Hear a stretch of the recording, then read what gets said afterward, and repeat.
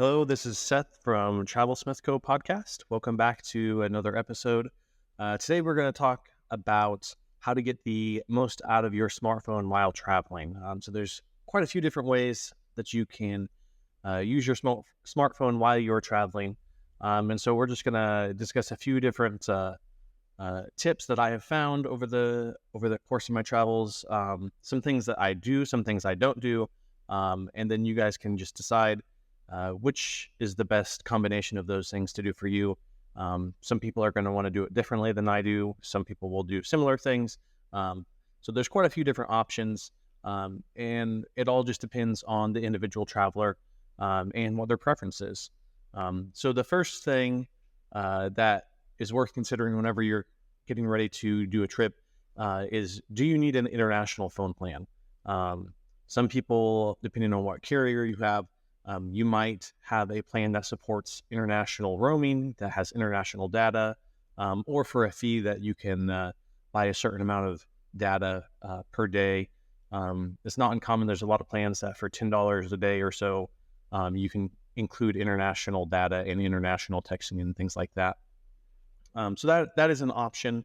There are also apps or different specialized travel SIM cards that use eSIMs that you can buy specifically for data, that you might not have voice and text messaging, but you can use data on them, and you would get a certain amount of data over a set period of time, a week or a month or a day by day case. And so those are some options as well that you can look into, and that would be very often is country or region specific. It might be something like I can get 5 gigabytes of data for $10 a day for England or anywhere in the UK. Or it might be, okay, well, I have 3 gigabytes of data to use over the course of a week anywhere in Europe. So there's different plans that you can get, several different options for that. I personally very rarely use an international plan or use those data services.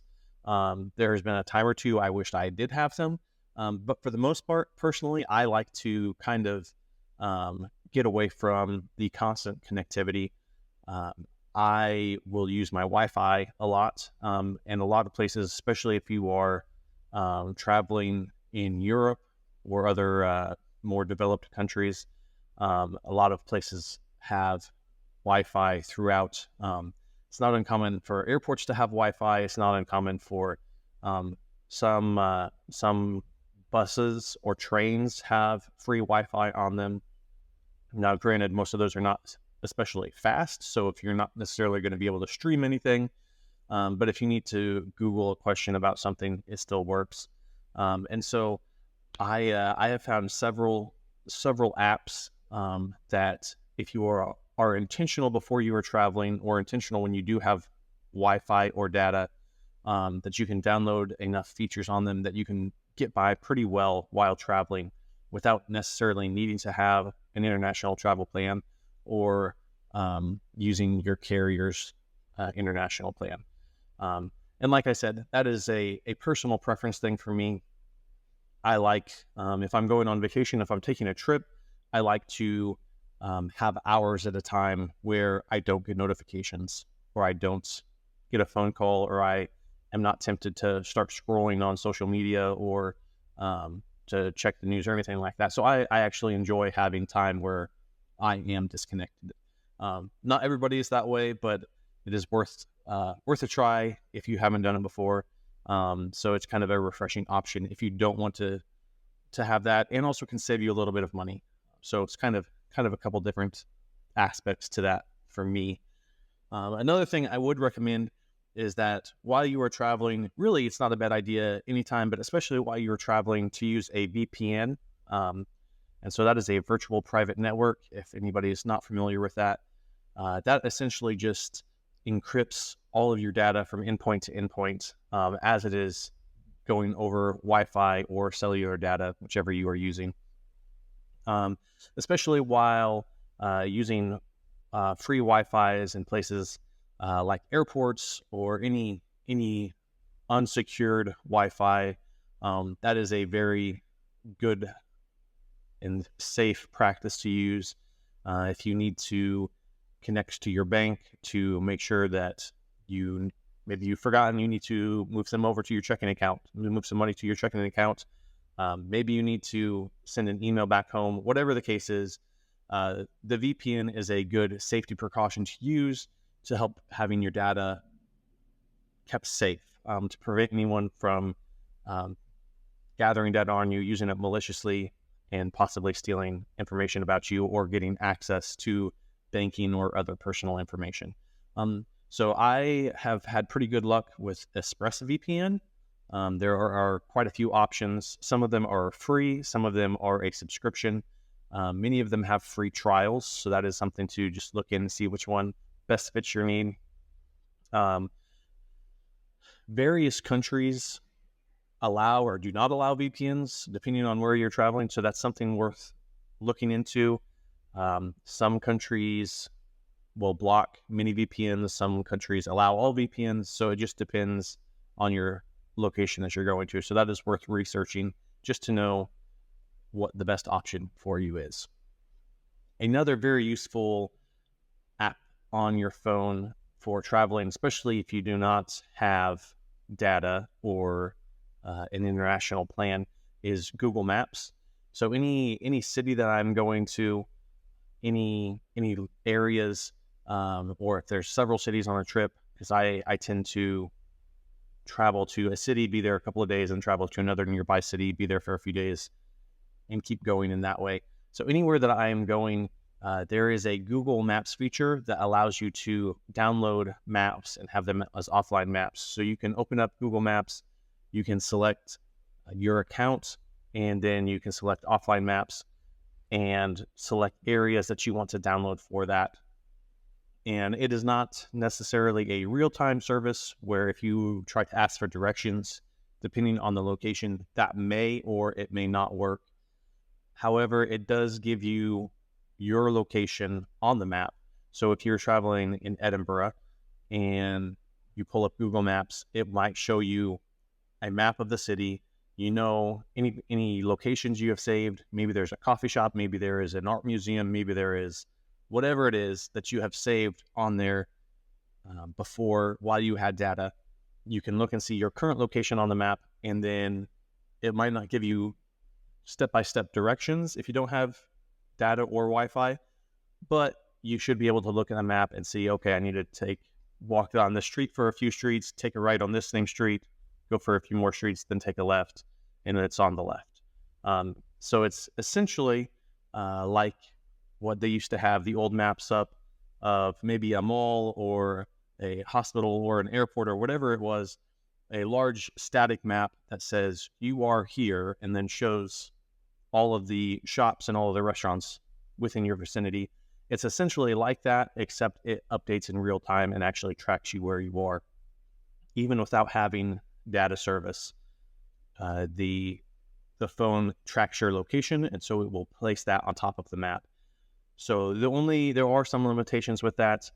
It does not necessarily download all of the shops, all of the restaurants. Might not download the opening and closing times of those restaurants or shops. It will not download many of the reviews and things like that. However, as a useful tool for getting from point A to point B, it is invaluable, and would highly recommend anybody doing that to download the Google Map for whatever city or cities you're going to be in. So Google Maps is an excellent resource. Another very good resource is Google Translate. You are able to download quite a few different languages for that.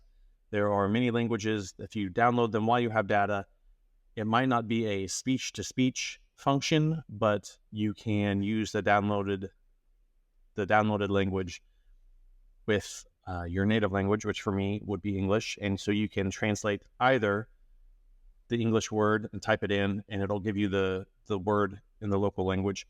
Or what I very often do is the camera feature, where I point my camera at a map or a menu, and in real time, the camera will place text over the local language with English, translating that for you. And it's not 100% perfect, but it is incredibly useful. I have used it many times for menus. I have done it before whenever we had a train early the next morning and knew we were going to be traveling during lunch. So we ran to a convenience store, wanted to buy some sandwiches that we could take with us on the train. Didn't know the language. It might have been Hungarian, maybe. I can't remember for sure which language it was for that specific trip, but we didn't speak it. It wasn't in English. So we used the Google Translate to just see the list of ingredients in the sandwich to help us decide what sandwiches we wanted to have for lunch the next day. So it is very useful for that, very useful for any of the directions, basic things like where is the bathroom. If there are signs that say, if you're in a public location, there are signs, maybe they have directions saying such and such is this way. Well, and then such and such is to the right, such and such is to the left. You can actually just pull your camera up, point it at it, and it'll tell you which direction you need to go based on your current needs. So Google Translate is very useful in that way. Just make sure you have the language downloaded. It doesn't take a whole lot of data for that because it is just text. And so I regularly have several languages downloaded on my phone from past trips, and a lot of times I leave them on there. Sometimes it's not something I think I'll use again, I will delete. But it is worth having multiple languages, any of the languages that you might encounter while you're traveling. Once again, it's not perfect. Dialects, it is not always correct with. If you get into certain languages that are very broad, like Arabic, where there's many dialects, it might not be a one-for-one translation of that. There might be various dialects or smaller, less well-known languages that you're interacting with that it might not be perfect with or might not even be available. However, it can be very useful for trips where you're traveling through multiple places, especially if the languages are similar, where we did a trip through Scandinavia where we did Norway and Sweden and Denmark, which are all separate languages, but similar, have the same roots, but are separate. And so I was able to download all three of those languages and just switch back and forth depending on where we were at the time. So Google Translate is a wonderful app to have for that reason. Another, not necessarily app, but really wise use, in my opinion, of a smartphone is to create either a note or a Word document of your entire itinerary on a day-by-day case. So I will very often have such things as from the first day, I'm flying out of this airport at 6:35 p.m. on flight number 12345. And then I land at this airport at this time. And if you have done your research, which hopefully you have to know how to get from the airport to your lodging, it could be the type of thing as like, well, I need to take train from platform 26 and it comes every 20 minutes. Or whatever the case may be, if you have itineraries for traveling with tour groups, we tend to not do large tours, but occasionally we will do day trips, just because it's a good way to get out and see locations that you don't typically see if you are by yourself on foot like we often are. So it'd be a thing like I would remind myself that on the Tuesday morning, we need to be at this address at 7 a.m. to be picked up to go here. But just a day-by-day thing, whenever you get into vacation, especially if it's a packed vacation, you have a lot going on, it's helpful to know the addresses, the times, and all of the details, bus numbers, train numbers, flight numbers, etc. All of that just in one place that you can check and see, okay, today is the 3rd, tomorrow is the 4th. All right, today I will need to be here at this time. Tomorrow I will need to get up at this time. And so just very useful having all that information in one place to be able to keep track and make sure you don't miss any of your tours, which would be bad, but especially any of your flights or other travel arrangements, which could be very expensive and really put a damper on the entire trip if you are not able to make a connecting flight or other transport. So having a note or a Word document of your entire itinerary for each day, for the entirety of your travel, it is a little bit of work, but it can save a serious amount of headache and is definitely a worthwhile investment, in my opinion. A few other things that I would always recommend having on your phone is to have some photos of basic things. I always try to have a photo of the passport page or the photo page of my passport with all my passport information on it. In case something were to happen to my passport, I can find the nearest embassy or consulate. And so I have all of the information for that already. Or a lot of times you will need that information when checking into either a hotel or other various activities. Sometimes you need it for tours, sometimes you need it for trains. Whatever the case is, having that information as a picture so that way you don't have to drag your passport out every time, or if, hopefully it would never happen, but if you were to lose your passport, you would be able to have that information still on your phone. Other photos, I will often take screenshots because I don't very often have data and I don't want to rely on having to find Wi-Fi. I will take screenshots of confirmation numbers or lodging addresses of places I'm staying. If I'm staying at an Airbnb, I will take a screenshot of the address and the check-in information. If there's a passcode to get in, take a screenshot of that. I will also, even though I will download Google Maps, as I discussed a little bit ago, I also, while I have data, will often do directions from how to get to where I'm going to be, maybe the train station or the airport or my hotel or Airbnb or hostel. I will pull up like I'm getting ready to go now and ask for directions and take screenshots of any complicated areas along the way, just to make sure I have all of the directions saved in case there is a glitch on Google Maps or some other problems that come up, just to have a backup for a little bit of peace of mind. Once again, not a whole lot of work for that, but it can be very peaceful to know that you have that backup and can be very useful. Also, even though I do have the itinerary for each day, I do tend to take a screenshot of confirmation numbers for bus, train, and planes. Any times, numbers, check-in procedures, any codes or reference numbers for that, I tend to take screenshots of that. I would rather have too much of that saved than not enough saved, just for the sake of making sure I get everywhere I need to be. So that is something I would recommend you consider doing. Just keep that in mind as you are preparing to go, to make sure you get the most out of your phone, because unless we lose it, we always have our phone on us. So then we always have that information that we need for our logistics to get to and from all the places we need to go on our trip. Another very useful thing that is not necessarily as necessary to a trip, but can make the trip go a lot smoother, is to pre-download any music, movies, TV shows, entertainment, games, whatever that might be. Most of you probably have experience doing this. Depending on the subscription services you have, many of them have download options where either Netflix or Disney or Peacock, whatever the streaming service you use, most of them have options to download in advance. So you can do that, downloading music, Spotify, or just owning the rights to the song. For those of you who still do that, you can download those. Make sure you do that because what will happen in travel inevitably is that you will hurry up to get to the airport, or you will hurry up to get to the train station. And most of the time you hurry up to get there and sit there and wait and see that it's delayed, or see that it's on time, but you have to kill an hour while you're doing that. But so those little things could be very big deals in helping you have a less stressful trip.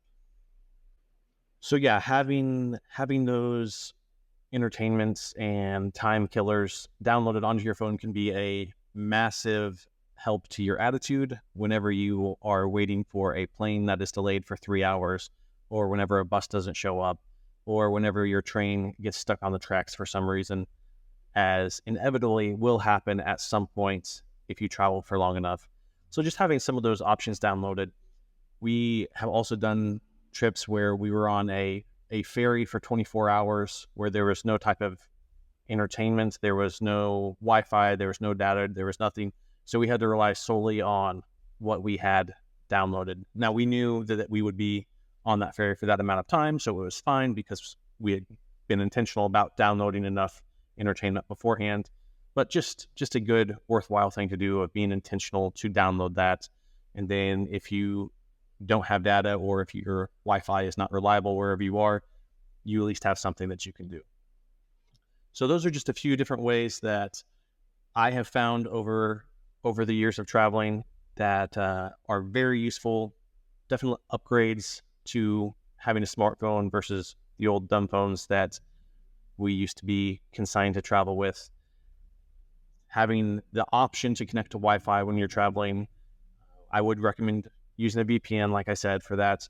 But having those apps downloaded, Google Maps, Google Translate, being able to store all of the information you need for your itinerary, for your flight connections, for your flight numbers, your reservation codes, all of that information, saving it on your phone, saving the photos that you need for the passport, your directions, and all the entertainment.